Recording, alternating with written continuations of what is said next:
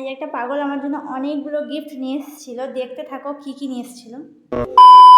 সকালবেলায় চটপট রেডি হয়ে আমি বেরিয়ে পড়লাম এক জায়গায় যাওয়ার জন্য আমার গাড়িটা নিয়ে।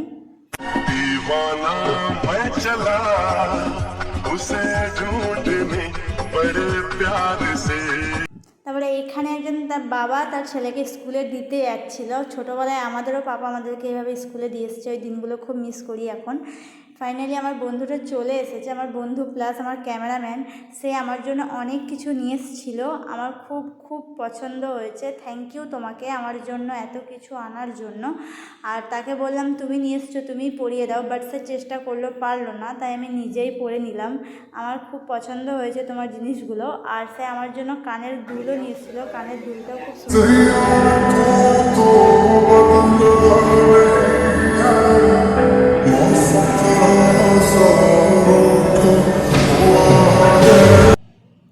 ফাইনালি স্টেশন পৌঁছে গেলাম।